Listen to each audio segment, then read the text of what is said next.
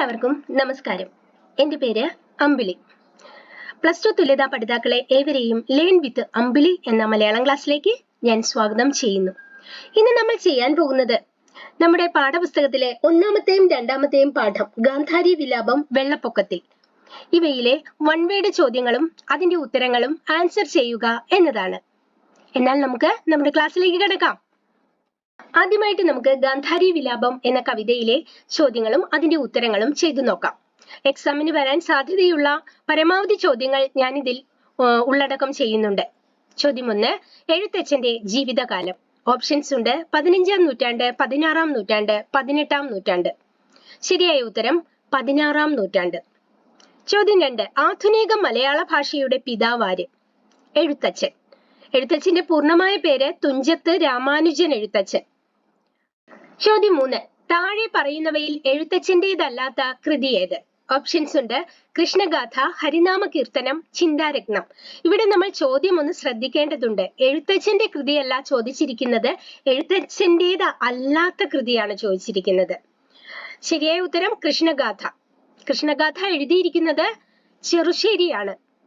ചോദ്യം 4, ഗുരു ദ്രോണാചാര്യരെ വധിച്ചതാര്? പാണ്ഡവരുടെയും കൗരവരുടെയും ഗുരുവാണല്ലോ ദ്രോണാചാര്യർ. അദ്ദേഹത്തെ വധിച്ചത് ദൃഷ്ടദ്യുമ്നൻ, പാഞ്ചാല രാജാവിന്റെ പുത്രനായ ദൃഷ്ടദ്യുമ്നൻ. കൂടുതൽ വിശദീകരിക്കുകയാണെങ്കിൽ പാണ്ഡവരുടെ പത്നിയായ പാഞ്ചാലിയുടെ സഹോദരൻ. 5, നല്ല മരതക കല്ലിനോടൊത്തൊരു കല്യാണ രൂപൻ ഇപ്രകാരം വിശേഷിപ്പിക്കുന്നത് ആരെയാണ്? അർജുന പുത്രനായ അഭിമന്യുവിനെ. ഗാന്ധാരിയുടെ അഭിപ്രായത്തിൽ ആര് വിചാരിച്ചാൽ കുരുക്ഷേത്ര യുദ്ധം ഒഴിവാകുമായിരുന്നു? ഓപ്ഷൻസ്: ശ്രീകൃഷ്ണൻ, യുധിഷ്ഠിരൻ, ദ്രോണാചാര്യർ. ആൻസർ: ശ്രീകൃഷ്ണൻ. കൊല്ലാതെ കൊള്ളാഞ്ഞതെന്തവൻ തന്നെ നീ, കൊല്ലിക്കേ അത്രയേ നിനക്കു രസമെടോ. ഗാന്ധാരി ഇപ്രകാരം പറയുന്നത് ആരെയാണ്? ഓപ്ഷൻസ്: ദൃഷ്ടദ്യുമ്നനെ, അർജുനനെ, ശ്രീകൃഷ്ണനെ, ഘടോൽകജനെ. ശരിയായ ഉത്തരം ശ്രീകൃഷ്ണനെ. സുന്ദരിയായ സുഭദ്രയും ഭൂമിയിൽ ക്രന്ഥനം ചെയ്തുരുളുന്നത് കാൺക നീ. ഇവിടെ അടിവരയിട്ട പദത്തിന്റെ സമാന പദം കണ്ടെത്തുക എന്നതാണ് ചോദ്യം. അടിവരയിട്ടിരിക്കുന്നത് ക്രന്ഥനം. സമാന പദം എന്നാൽ അതേ അർത്ഥം വരുന്ന പദം എന്നാണ് കാണേണ്ടത്. ഇവിടെ ഓപ്ഷൻസ് ഉണ്ട്: കരച്ചിൽ, ദുഃഖം, വേദം, പരിഭവം. ശരിയായ ഉത്തരം കരച്ചിൽ.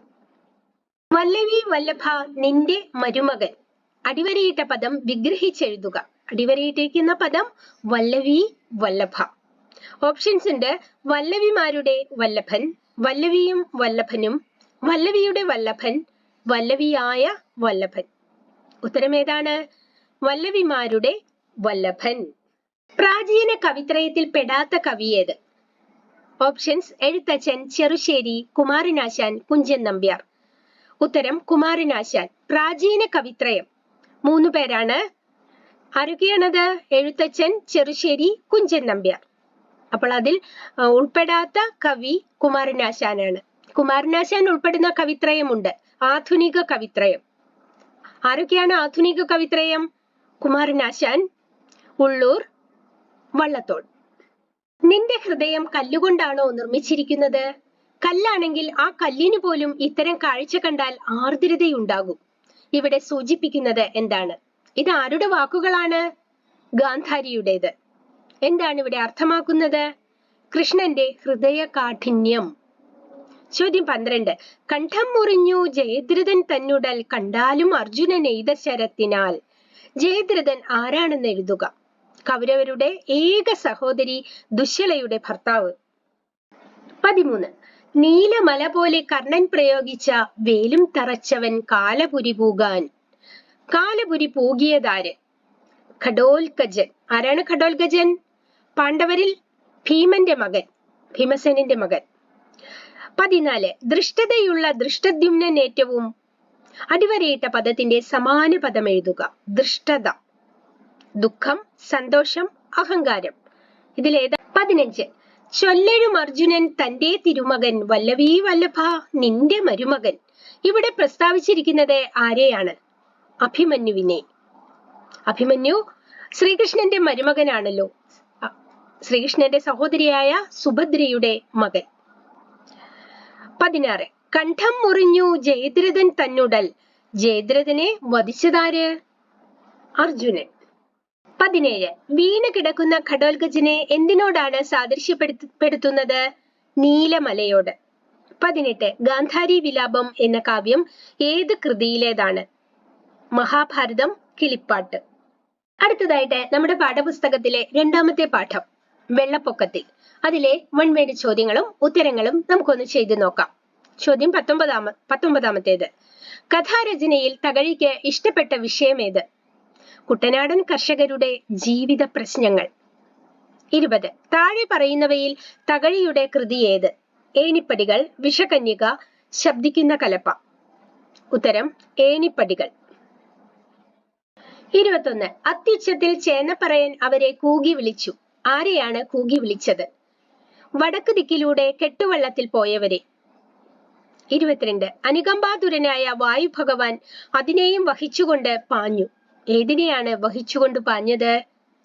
പുരമുകളിലിരിക്കുന്ന നായയുടെ ദീനരോദനത്തെ. 23. വെള്ളപ്പൊക്കത്തിൽ എന്ന കഥയിലെ കഥാവസ്തു എന്ത്? ഒരു നായയുടെ ദയനീയ അന്ത്യം. 24. പുരയ്ക്ക് മുകളിലൂടെ വെള്ളം ഒഴുകുന്നു. ഭയങ്കരമായ മഴ തോർന്നിട്ട് 3 ദിവസമായി. ഈ വാക്യങ്ങളിൽ വ്യക്തമാകുന്നതെന്ത്? വെള്ളപ്പൊക്കത്തിന്റെ ഭീകരത. വള്ളത്തിൽ കയറി രക്ഷപ്പെടേണ്ട സമയത്തും നായയിൽ പ്രകടമായതെന്ത്?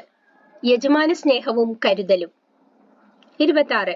കൊടിയ വിശപ്പിന് വേണ്ടുവോളം ആഹാരം നായയ്ക്ക് ലഭിച്ച ആഹാരം എന്ത്?